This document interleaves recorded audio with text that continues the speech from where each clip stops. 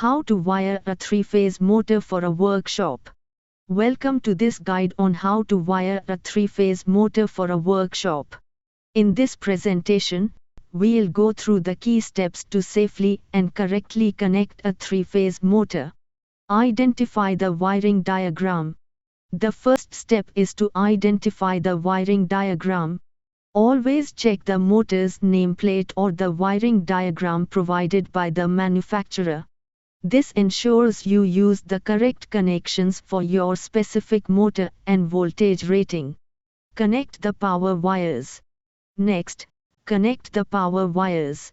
Open the motor's terminal box and connect the 3-phase wires, commonly labeled L1, L2 and L3 to the corresponding terminals.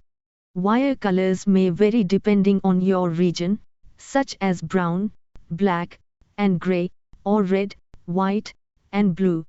Connect the ground wire. Now, connect the ground wire. The green or green and yellow wire must be securely attached to the motor's frame and to all other grounded points. This is essential for safety. Verify the connection.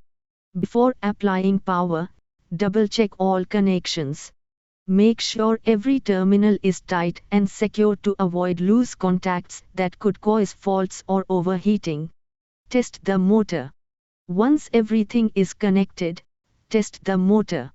If it runs in the wrong direction, simply swap any two of the 3-phase wires to reverse its rotation. Safety first.